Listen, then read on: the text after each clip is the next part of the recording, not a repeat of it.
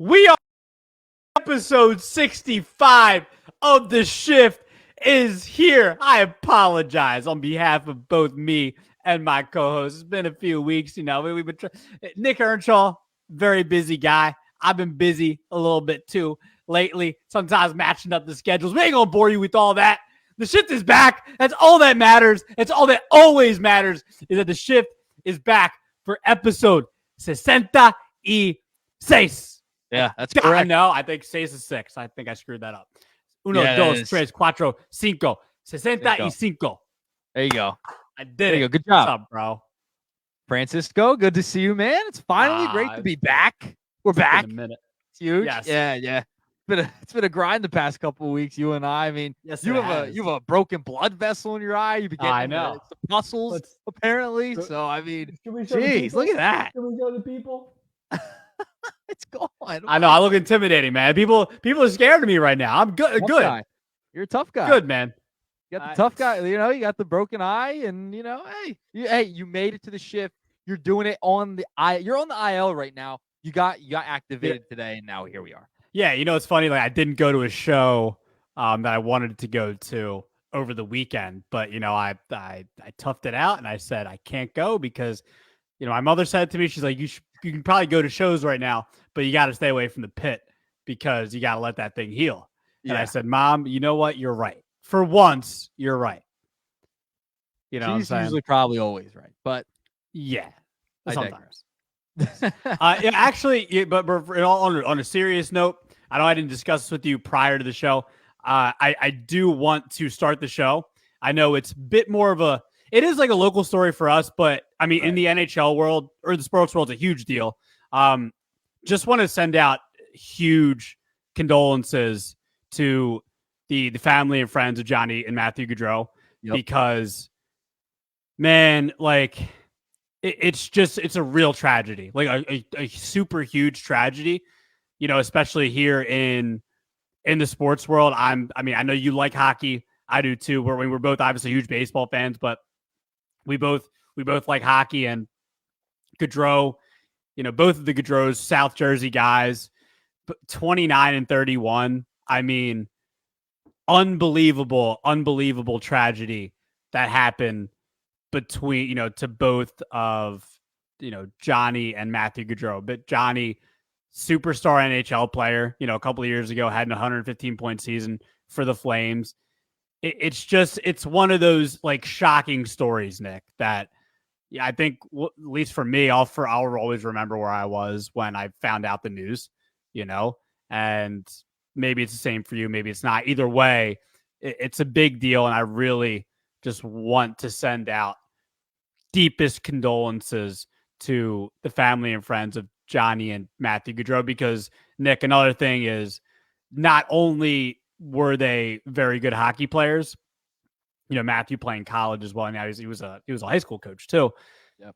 Not only were they great players, but everything that I've read, seen, heard, that they were even better guys, like even better people. And that's what it really comes down to, right? Like, we're both radio guys, but at the end of the day, we want to be the best. I know you have siblings, want to be the best brother, the best son you can be, the best good friend, to your friends and whomever. That's the most important thing. And that's what makes it even more of a big tragedy, is that they seemed like they were such good guys. So just wanted to start the show off with that.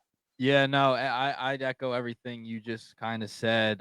Just condolences to all his friends, family, anyone who knew Johnny and Matthew. It was something that you just didn't expect. It was just kind of out of left field. You don't see something like that coming, and it's just awful. Two South Jersey guys, very, very involved in the community, very well respected, very well known. Played at Hollydale Ice Arena, not far from where I went to college. So, they're very well known in this area, South Jersey. Very prevalent here. And it's just ultimate tragedy. Just sending out prayers, thoughts, condolences to the family, friends, anyone, acquaintances that knew Johnny and Matt. Just an awful tragedy. And wishing their family the best. Just an awful situation. But echoing kind of what you said. Overall, you put it pretty good. Yeah. It's very, very, very sad. So Yep. definitely big prayers and condolences to the family and friends of Matthew and Johnny Gaudreau. So Nick, let's start the show here, man. I mean, the guy's just having an insane year. I don't know who. Maybe I forget what show I was listening to recently. Maybe it was Baseball Today with Chris Rose and Trevor Plouffe. And there are people complaining, or not complaining, but there's people that are giving Ohtani crap because it's not that big of a deal what he's doing this year because he's not pitching. Well, I don't care. This guy he's going to have a 50-50 season. At this point, 44 home runs, 46 stolen bases. I think we would all be extremely surprised. Maybe extreme, but surprised, I would put it. I think that would be the best sentiment here. If Ohtani didn't get 50-50, I mean, there's a month left in the season, right? Yeah. A month or just a little bit less than a month. Yeah. I'd be surprised if Ohtani didn't get the 50-50. 6 home runs away, 4 stolen bases away. I'd be surprised. With that being said, though, Nick, it's a lot of talk is about if he gets there, this and that. But if he does get there, where would this season rank in his career? He's had an unbelievable career so far. MVPs, a couple MVPs to his name at this point in his career. Where do you think this season would rank if he were able to get to 50-50? Not pitching, but still having an unbelievable year offensively. I mean, here's the thing, right? It's incredible. Like, it's insane, right? Having a 50-50 year. I mean, he was the fastest player to join the 40-40 Club in Francisco. I mean, he was the quickest ever to do that. He did that on August 23rd. He had 12 home runs, 15 stolen bases in the month of August. The stolen bases, he's going to have no problem getting. He's going to get a couple of stolen bases that, in this month. 4 more, and he gets 50? Did he just have 3? Did he have 3 the other night? That's what I was going to say. He has 3. And, he was the inaugural member of the MLB's 43 and 43 Club. So, I mean, it's ridiculous, the numbers he's been putting up. He'll get the stolen bases. The home runs, that's tough. 6, I think he could do it. He had 12 home runs last month. It's obvious, he could get there. That's a concern for me. Do I think it will happen? Absolutely. So Shohei Ohtani, barring any injuries, anything like that, he's probably gonna get it done. But where do I rank this in his top seasons of all time? He's got a couple. For Ohtani himself, and I know. Because he's had a lot of crazy seasons so far, since he's been in the league. So where would this season rank? I don't know if I'm going to make you mad with this, but I may. It can't be number 1. It can't be number 1 because he's not pitching. If he were pitching, it'd make a whole it might be the best season of all time. Yeah, he's already got this. I think that's why I can't put it 1 because he is not pitching. I think the highest it can go is 2. The highest it can go to. It can't be 1. The guy has won MVPs pitching and hitting. He in his first MVP season back in 2021, he had 46 home runs that year, 100 RBI. And he was also pitching that year as well. I mean, it's absolutely ridiculous. That year, he had a 3.18 ERA, 130 innings pitched. I don't know if I could put it above that. It's insane. But I can't just it's tough, man. The fact that he's had those seasons where he was doing both and putting up extremely good numbers doing both. Yeah. I don't know if I could do it. It can't go higher than 1. Higher than 2. It just can't be number 1 for me. Just for the fact he's not pitching. He's DH only. He's not even playing the field either. So that's another knock on it, right? He's just DHing for the most part. He's not playing the field. He's not pitching. I can't put it 1. It's going to be, if the highest it can go is 2, I may even have to knock it down to 3. Looking at his other MVP here in 2023, bitch. I know he got shut down, but I can't put it above 2. So I will say it's 2. I will put it 2 to be nice because this is very hard. This is an extremely difficult thing to do. 50 and 50. I mean, it's unheard of. So yeah, I will put it number 2 overall seasons for Ohtani. First year leaving the Angels, going to the Dodgers. Extremely impressive. Not pitching, coming off of the injury as well. I'll put it 2. Can't be 1 because he's not pitching. All right, there's no doubt that it is number 4 in my mind. It's like Wow, 2021. you're even lower yeah, than me. It's not even. Okay. I don't think there's a doubt. And even his 2022 year, where it wasn't as good as 21 or 23 offensively, still had 34 homers, an OPS plus of 144. Second in MVP voting. It made the All-Star team, all that. Offensive numbers were really, really good. We're still really, really good. Finished 4th in Cy Young voting that year. Still had a what? What was his ERA this year? I'm looking at it right now. 20 this is what? 22, right? I'm talking about 22. Okay. 2.33 ERA and 28 starts. Led the American League in strikeouts per 9 at 11.9, just under 12. Like, even then, and I know Ohtani 50-50, it's crazy to think about, right? Because if no one's ever done 50-50. I mean, Ohtani had the most all time. He's a 44 and 46. That's the most ever for home runs. 43 and 43. The inaugural 43 and 43. He's got the most. So it's incredible. For a lot of guys, that would be probably a top 1, 2, 3 season of their career. But this is Shohei Ohtani we're talking about. 21 to 23, all those seasons are better than a 50-50 just because of what he was doing on the mound and what he was doing at the plate, man. I mean, 46 home runs in 2021. That season where we finally got a healthy Shohei Ohtani. Led the majors in triples that year, 46 home runs. 157 OPS plus, and then you look at his pitching that year, 3.18 ERA and 23 starts. I know it wasn't a full slate of starts. He's gonna have the Paul Skeens number of starts, but still, that combined with the offensive numbers, it's just these are like I know the 50-50 seasons can be historical too, but I mean, these are the best numbers of, the best seasons of all time, like top 3 to 5 seasons ever. He has had those 2021 to 2023. Now, I don't know what you do with that 22 season as far as his offensive numbers go, but then again, like I said, the 2.33 ERA and 22. So just a combination of what he's doing at the plate and on the mound from 21 to 23, man, these are alien type of years. This is somebody coming down from Venus, Mars, Pluto. I don't even think Pluto exists. I think they said that a couple of years ago that Pluto isn't even a planet anymore, but Shohei Ohtani makes sure that it still exists because Shohei Ohtani only comes from a Shohei Ohtani planet. Okay, so 21 to 23, he said, oh, Babe Ruth, I don't even know who you are. I'm Shohei Ohtani. I'm going to be Shohei Ohtani and do what you did and do it times 5.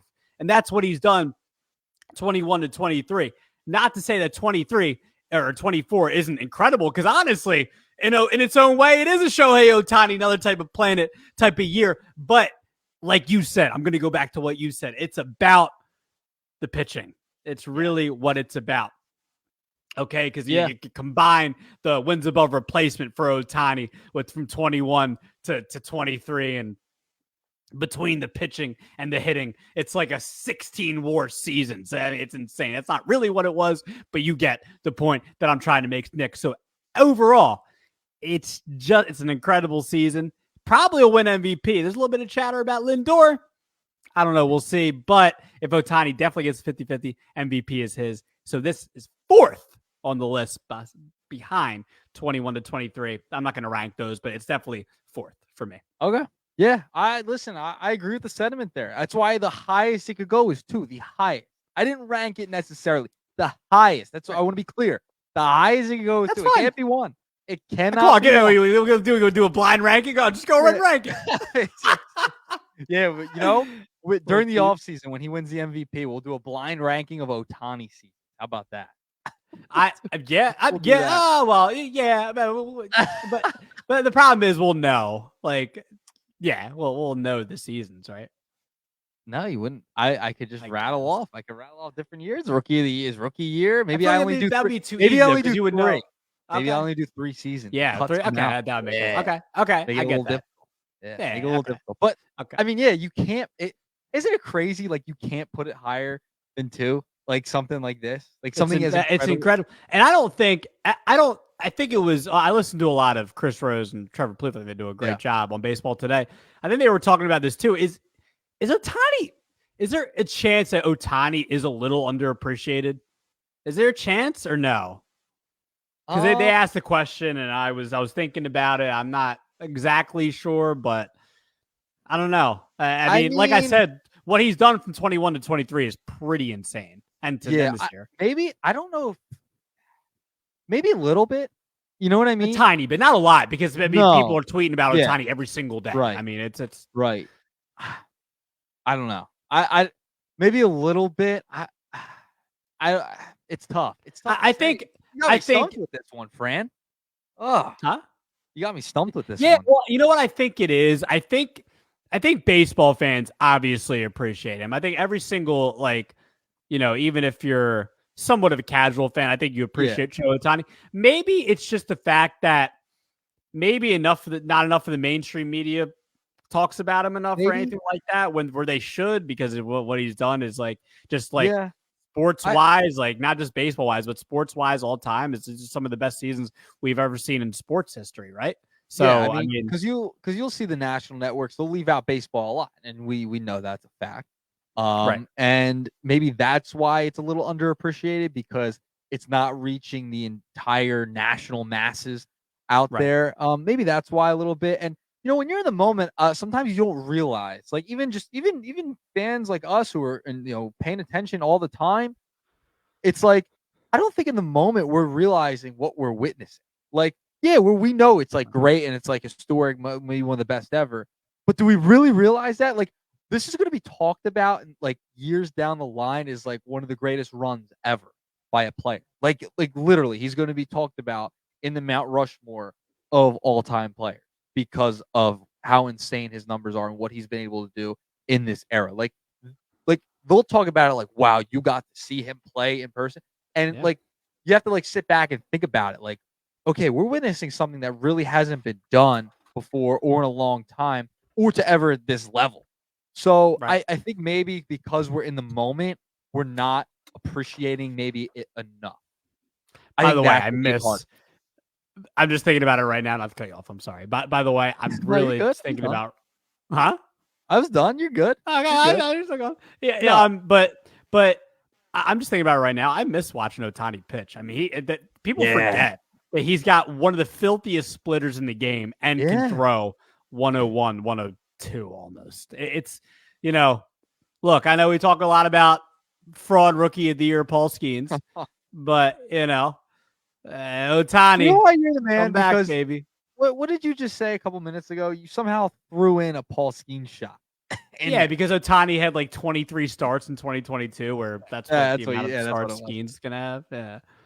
You kept going, and I was like, I meant to bring that up like during your point. I didn't cut you off like you just did to me. I'm just kidding. I got him there. I got him there. But no, like it's incredible that you find a way to weave in. That's what I do with you, man. I always do that with you, man. I just throw a little thing. It's like little gems, little. Yeah, I gotta say it was impressive. I gotta say it was very impressive. So I'll give you your props on that one.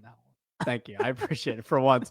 By the way, speaking of Paul Skeens, our Twitter poll today brought to you by Sabrina Carpenter's new great album. Go listen to it. Short and sweet. I cannot believe. So, in case you were wondering, we all know, if you listen to the show on a regular basis, we know Francisco is a big hardcore music fan, rock, metal, whatever. Goes to show us why he has a bloody eye today. The curveball I woke up to, opening Instagram the other day, to seeing you post a Sabrina Carpenter song, craziness. I mean, I did not expect that from you. I know you've listened to Taylor Swift before, but that's a little different. Everyone knows Taylor Swift. Sabrina Carpenter is kind of bursting onto the scene a little bit here as like a mainstream pop star.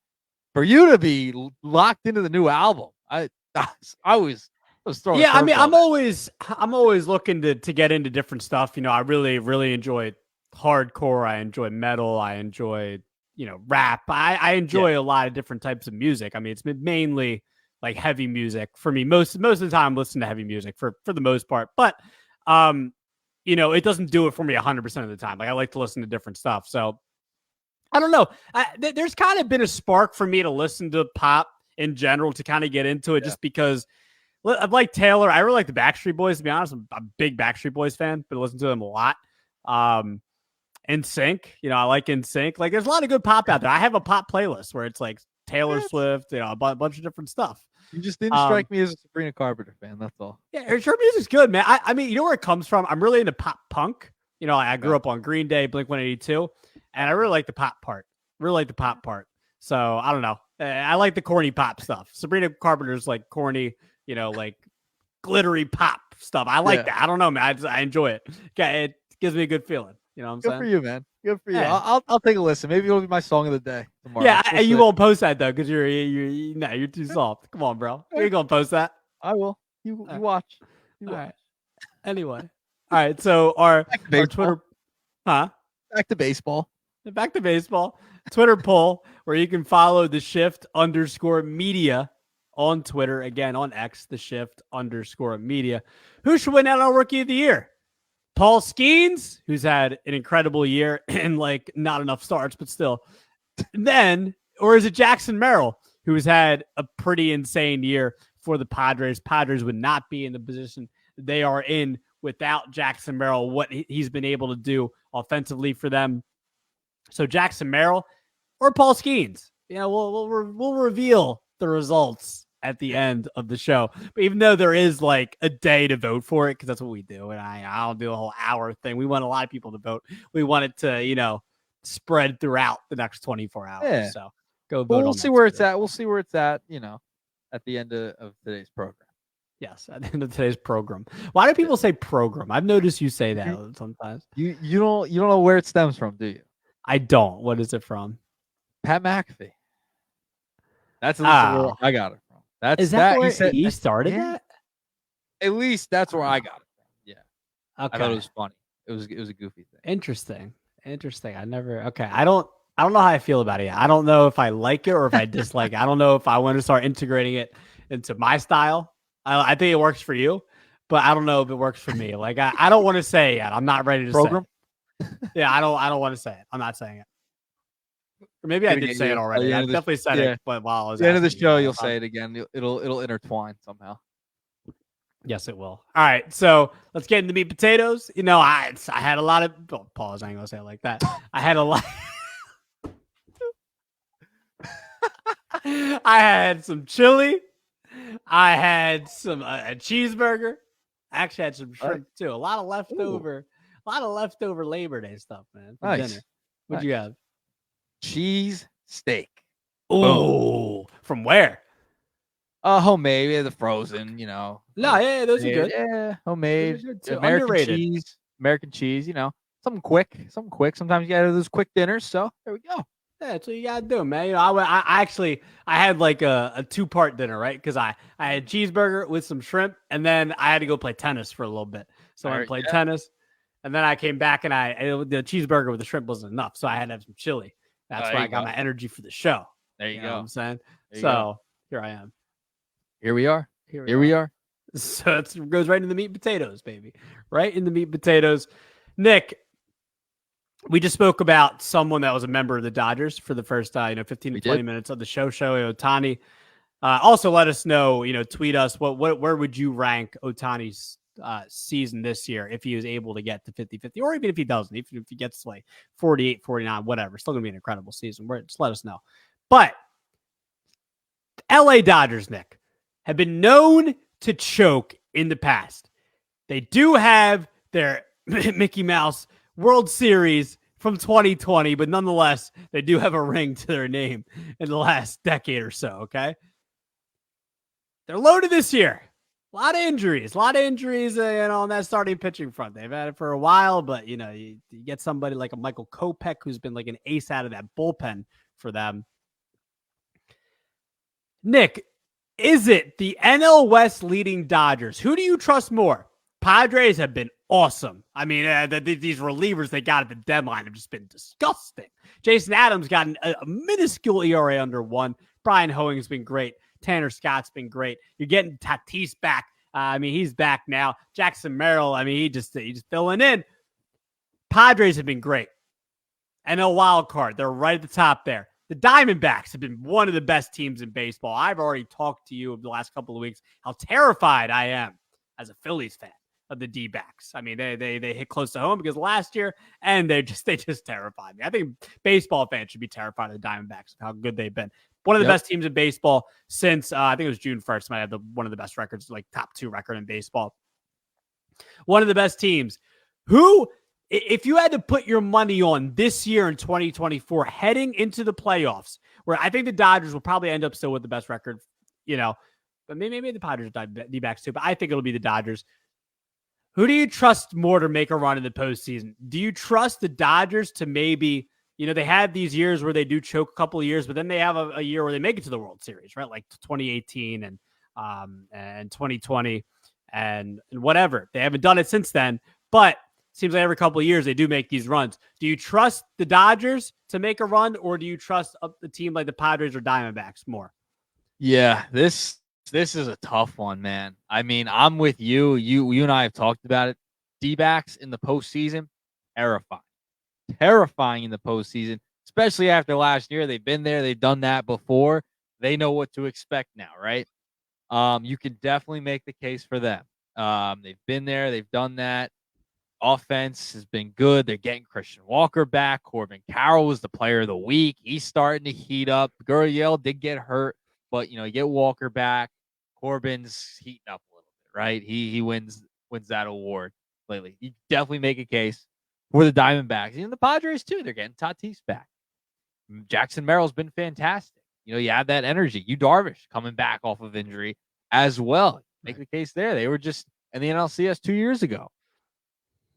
It's got to be the Dodgers. It's got to be the Dodgers. Yeah. As terrifying as the D-backs are, and, we've talked about how they certainly can make a deep postseason run. Dude, the Dodgers are really good. the Dodgers are really good. I mean, you just saw what they did to the Diamondbacks, right? Took 3 of 4 at Chase Field. They're going to win the division. They hit 338 in those 4 games with 8 home runs. They were 8 for 8 in stolen base attempts. Like they get Mookie Betts back this past month in August. Like the pitching's good. You get Kopech, right? Like they have guys. They'll be fine in the postseason. They're just too loaded. I think this is one of those years, right, where the Dodgers are one of those teams where it's like, yeah, this team might be a little bit different. They're not going to choke. Like I don't think this Dodgers team is going to choke this year. I just don't see it. Maybe they might lose. Maybe they lose a close series or something like that. Whatever. But I just don't see them falling apart like they did last year. And I can't see if they did face like the Diamondbacks or something. Do we really think the Diamondbacks are going to beat them again? I just don't see it. Yeah, I do. I just don't see it happen.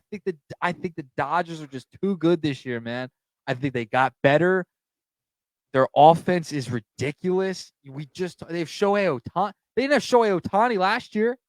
They didn't have him last year. They had a lot of offense last year, dude. So but you had a 50-50 guy. You had a 50-50 guy. The pitching's better this year. I don't know, man. And you have to remember the Diamondbacks starting pitching hasn't been great this year. It hasn't been out of this world. Do we trust them right now? They've had an ERA over like 4.2 over the past however many games.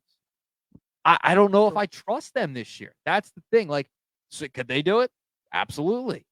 I think I trust the Dodgers just a little bit more because they added those pieces like an Ohtani, like a Glasnow, like a Kopech. Like you have all these pieces that you're going to go into the postseason. I don't know, man. I just this is a different Dodgers team than before. I don't think this is a year where they're going to choke. It's just the way the season's played out. I'm sitting here. It's like, yeah, the Dodgers will choke. The Dodgers choke. The past couple weeks, and then you look at what they just did to the Diamondbacks.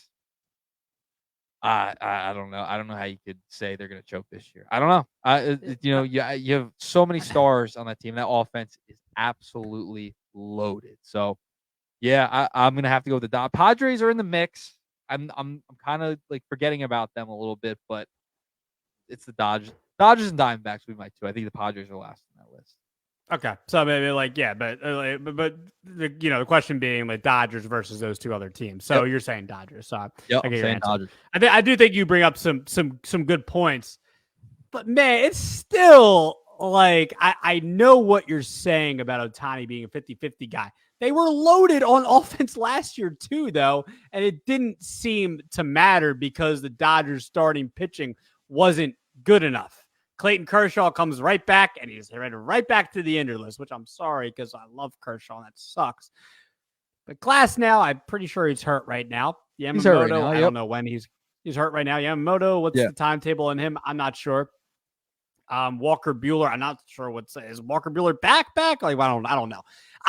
There's not enough. I don't trust the Dodgers starting pitching. That has been a huge thing for them. If Glass now was last year, which they think Glass now is going to come back. They think he's going to come back. Yeah.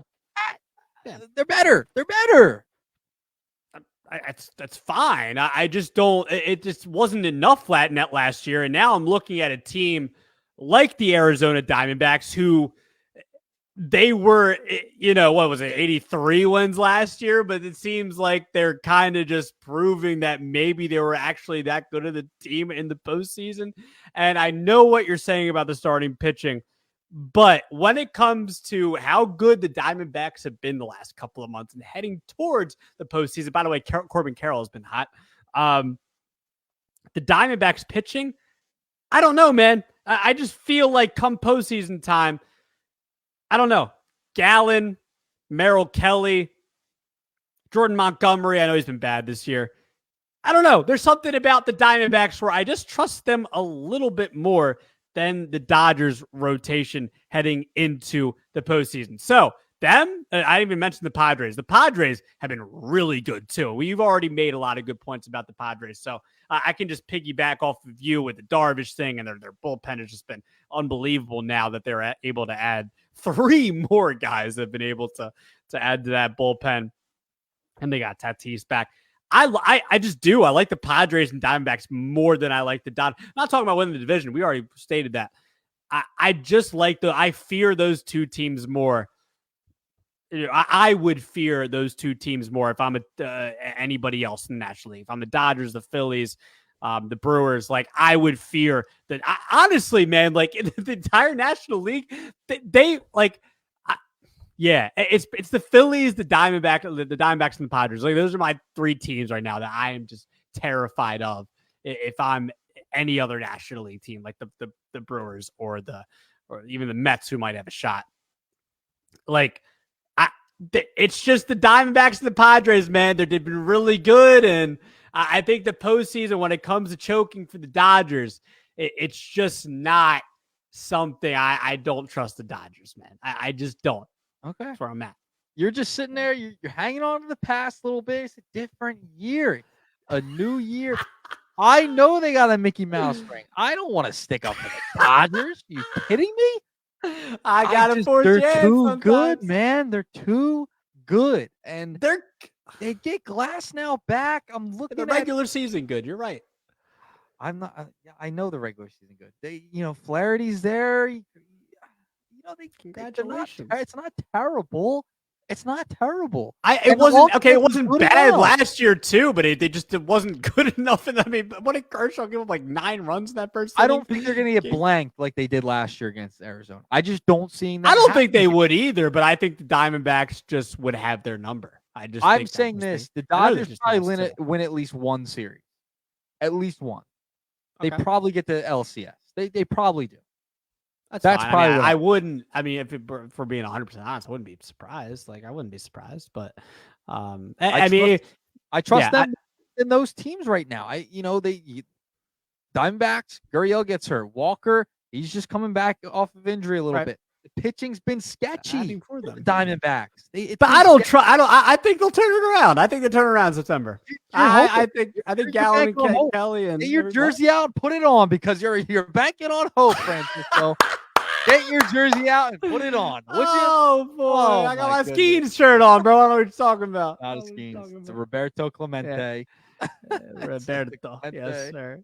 All right, so Memento obviously shows. you got the Dodgers, I got the Yeah. Padres and the D-backs.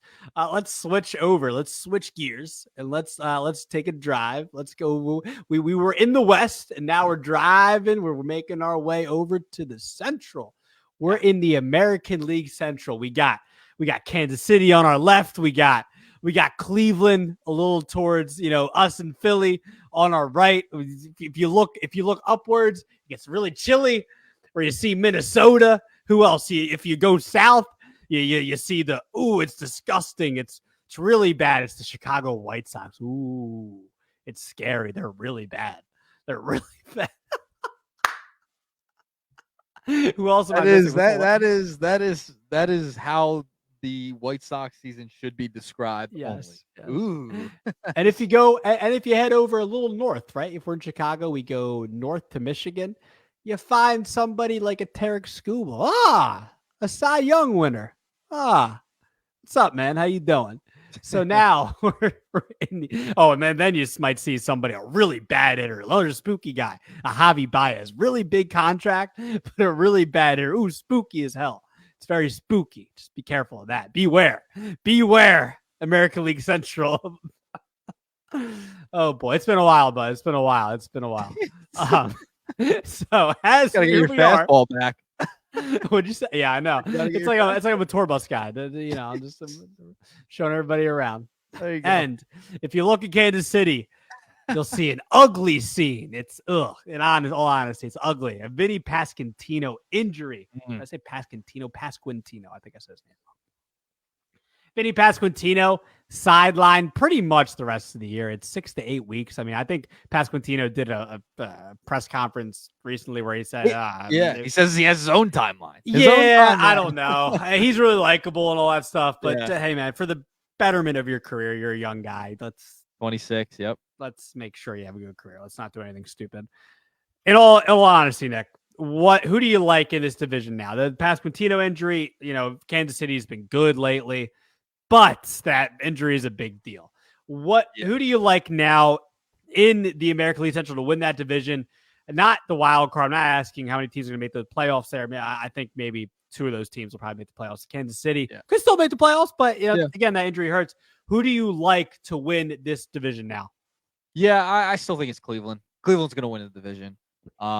Just with where everything's at, they got it. They're at the time of this recording. If you're listening to the podcast version, 3.5 games up.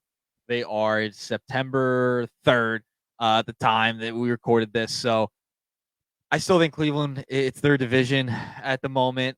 When it comes to the Royals, it's a big loss. I mean, he was batting 262, 19 home runs, 97 ribbies, 130 base hits. He was really good. They'll get in the wild card. I think Kansas City, they get the wild card. They're 4.5 games up over the Red Sox. I think that's enough, even with the injury, that they'll get into the postseason. Cleveland will hang on to the division. I don't think the Twins will catch them. So I think it's going to stay where it's at. And anything can happen, obviously. I think it stays where it's at right now. I think there's too little time for it to really change up. I think Cleveland's too good. They've been fantastic this year. Offense has been really good. Pitching's been fantastic. So I'm going to go with Cleveland to win the division. I think Kansas City now, they're getting Renfroe probably back. Hunter Harvey, who they got at the deadline, they're getting him back, so that'll be a little bit of help, some vets to help out. But I this is a big loss, so you got to watch. I don't think the Red Sox catch them. I really don't. The wild card, so I think it stays where it's at. Cleveland, Minnesota, Kansas City. Kansas City's not winning the division; they'll get in the wild card. Yeah, I think we're pretty similar here. I do think it's going to be close for the division between the Twins and the and the Guardians. I do think it's going to be close. I still have the Guardians edging out the Twins. I think the thing that hurts Minnesota, they did get Royce Lewis back. I think that's big for them. They don't do anything particularly like elite, right? Yeah. Like they're starting pitching. Pablo Lopez hasn't been as good as he has been in years past. Joe Ryan's done for the season. Their bullpen, not good enough. Like I don't think there's anything where I'm looking at them being like, oh my gosh, like we always like Minnesota. Wow, like the starting pitching has been really good in years past. Like it's not that good this year. And I think where Cleveland edges them out a little bit is their bullpen. It's insane. Manuel Clase, I think he set the record for the most saves by a Guardians, a Cleveland reliever all time. I'm pretty sure he just set that record. It's not even, he's not talked about enough how good he is. It's insane. I think Cleveland's just their pedigree of that organization. I know Minnesota won last year, but Cleveland kind of had a down year.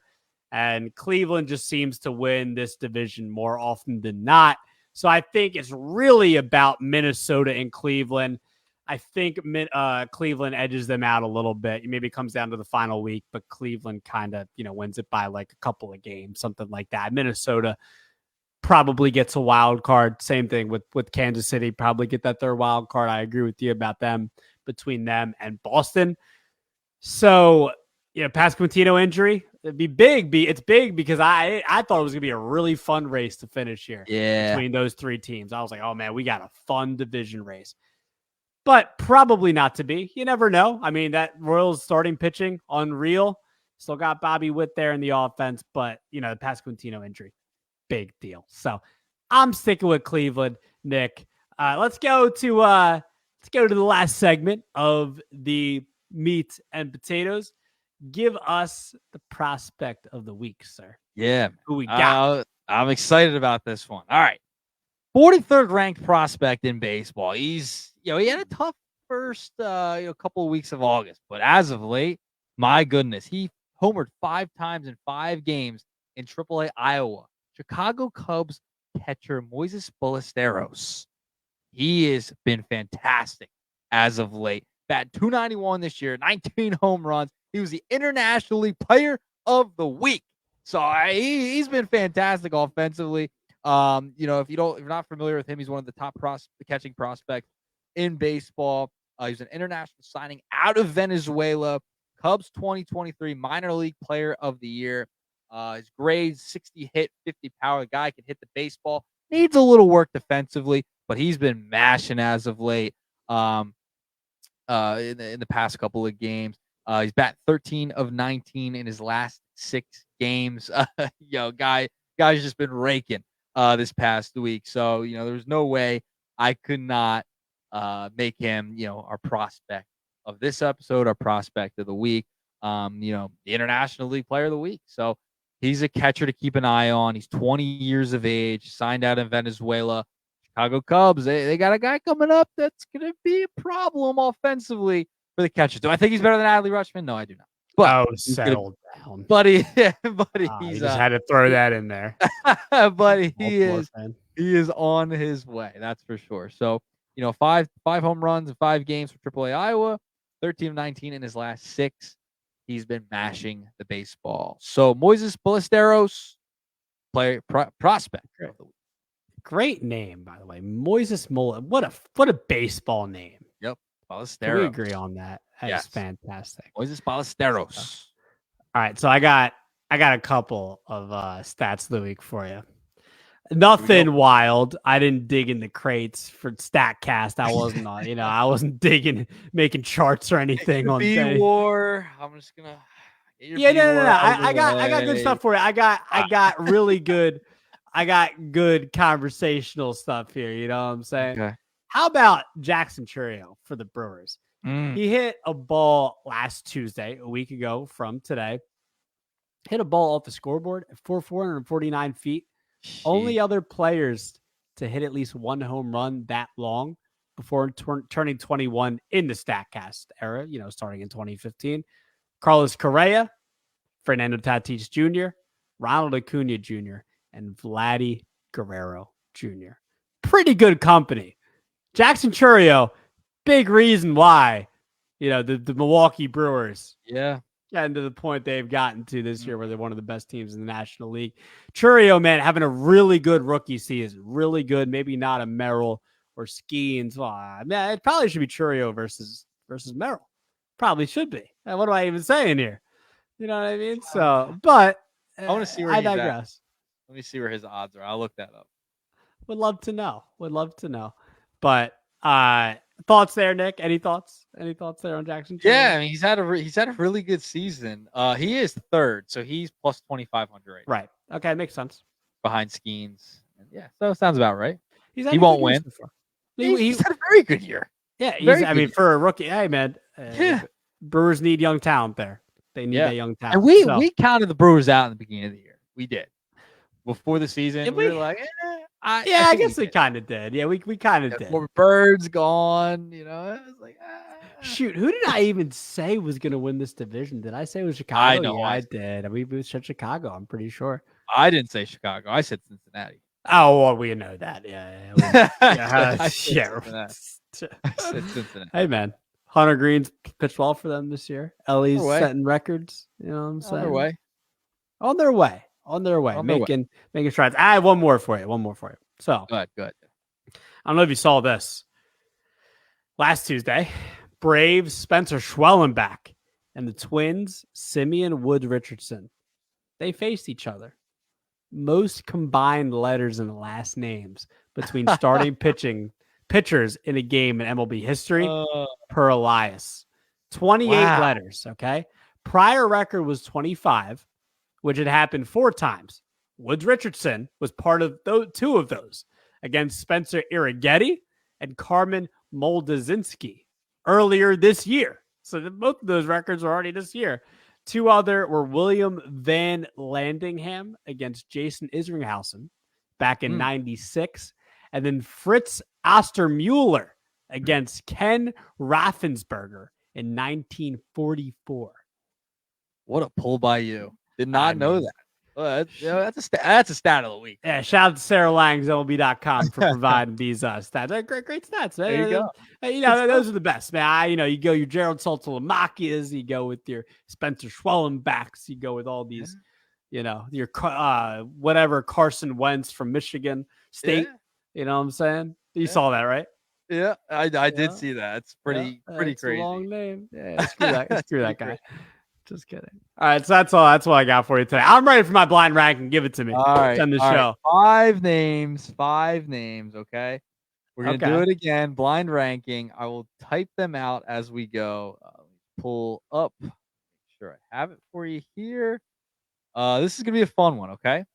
I'm nervous. So you gotta rank the last 5 because this is the theme of our show. It kind of goes with our poll question.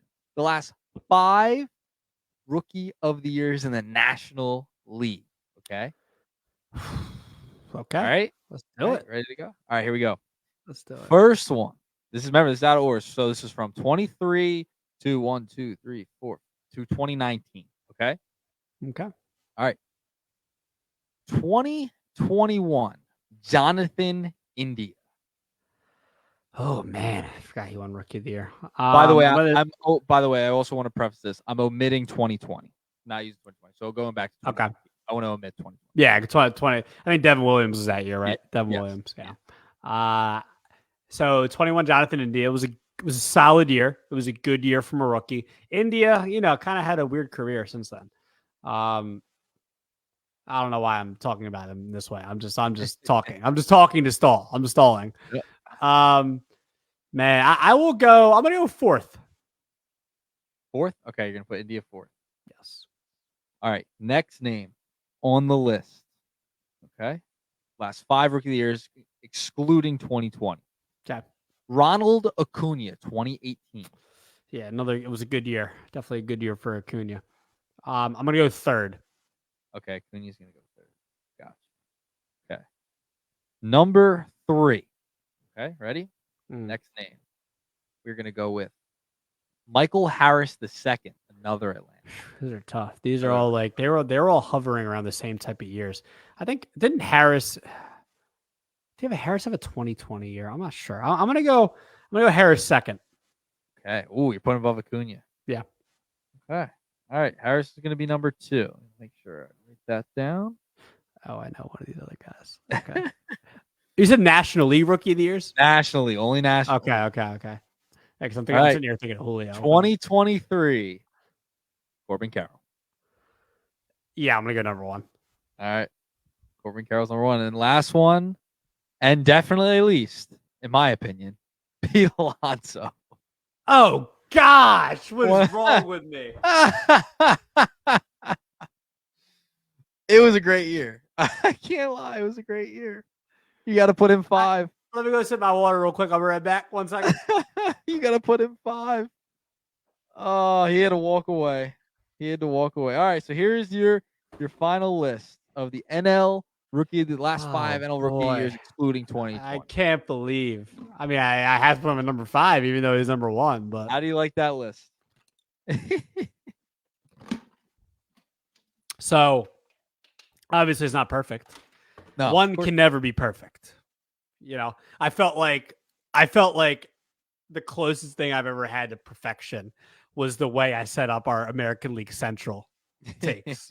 You know, how I drove our viewers and listeners down to, you know, into the center of the country. Yeah. You know, I felt like that was close to perfection. Yeah, you're driving. I felt like it was. I felt like I was in the zone. You know what I mean? When I'm in my bus. zone, I'm in my zone. You're driving the bus. Yeah, driving the bus. Right now, I feel like I was almost at the cliff. It could be bad because my other blind ranking was this bad. one was better. This one was better. This one wasn't as bad. Honestly, like I blanked on some of the rookie of the years. I was like, I honestly, when you said it, I was like, man, who the heck won? By the way, popped in my head when you said it. By the way, I do have to say, Kyle Schwarber just hit his 3rd home run of the game. Oh my gosh! To give the Phillies the lead in the 9th inning. Is that his second? First game against the Toronto Blue Jays. By the way, if anyone was wondering, it was a 6-1 lead in the first inning. They were down 6-1. Is now 10-8 Philadelphia Phillies. My goodness, 3-run shot from Kyle Schwarber. Just by the way, I had to interrupt. I had to. Okay. I have my TV above my cam. And that was insane. I think I hear my family screaming downstairs. I heard others in my household screaming too. Yeah, we like that. That's what we like. That's what I like. All right. So that's Kyle Schwarber. I think that's 31 home runs now one? for Kyle. Put him on the top of the list. Right. But no, honestly, I would literally just take Alonso and put him the number 1 and just move everybody back. I don't think I would change much more about that. I think India, Acuna, and Harris all had pretty similar years, just numbers wise. You know, I thought Michael Harris had like a 2020 season. I could be wrong on that. Maybe that was Julio Rodriguez. I'm trying to 23 was his rookie. No, it was 22. Okay. So it was 19 home runs, 20 stolen bases. So it was close. Right there. Harris. We saw the catch he, by the way, the catch he made the other night might be one of the best catches I've ever seen. I don't think it's an exaggeration to say that was one of the best catches I've ever seen. That was Griffey like. If you ever want to go watch some of Griffey's catches, go watch Griffey. I'm pretty sure when Luis Gonzalez was on the Tigers, Luis Gonzalez, it was against Tigers. Griffey went up and over the wall and grabbed it. Yeah. That's exactly what Michael Harris did. It was very Griffey-like. Yeah. Very so Griffey-like. If you had to re-rank, how would you re-rank it? Yeah, I told you. Alonso 1, Carroll 2, Harris 3, Acuna 4, India 5. I'm trying to let me real quickly. Let me just look at Corbin's numbers. I could be wrong. I'm pretty sure Carroll might have led the league in triples. Yes, he did. Okay, so he led the league in triples, 25 homers, 54 slow. Yeah. Carroll's 2. And then Alonso hit 50 homers, right? 52, 51, 53? It was 53 because he broke Judge's record. Right. He broke Judge's record for rookie. So, 53 home runs. Come on. I know Corbin 25 and 50, but come on. Pete Alonso. So that's how I do my list. All right. I like it. You like it? I like it. All right. Next episode, you got to. My turn. Oh, yeah. We're going to keep this rolling. We'll keep rolling. And I think someone's trying to come upstairs to tell me Schwarber hit 3 home runs. I know Schwarber hit 3 home runs. I'm doing the podcast. Oh, yeah. Mama Rojas. My God, the bus. The bus is not picking up anybody. You feel me? The bus, we are staying. Is only me and Earnshaw. There we go. Yeah. But I did have to report that amidst the Brian thank you for I'm looking up. I'm listening. I'm half listening here. I'm looking at the screen. I'm like, oh my God, he just put one out. Well, where are the U.S. Open updates? End the show. Oh my God, no. Where are the U.S. Next time we need U.S. Open updates from me. I'll get you U.S. Open updates. All right. For all our tennis fans. You know what I'm saying? So All right. shout out to all of our listeners, our watchers, our viewers. You know what I'm saying? Nick, why don't you take us out? I apologize. I should I'll take us out. I'll take us out. Yeah, time is recording. Kyle Schwarber, another home run during the ball. It was his third of the game. What was it? I think it was his third, right? Number 3. That was number 3. Yeah. Unreal. Well, thank you everyone for tuning in. We're back. Had a fun time doing this episode. We'll be back next week. We're gonna find a way to get back. Our schedules are crazy. It's that time of the year of the sports calendar. All right, that time of the year, it gets a little hectic around here. Football's starting, college football's starting. Yeah, the baseball playoffs are right around the corner. So stay tuned. We got all the coverage for you. It's gonna be a lot of fun. We'll probably have some guests coming on soon as well. So stay tuned. Soon. Stay tuned for that's called a tease in the business, Francisco. All right, that's a shift. See you. Bye. Good night.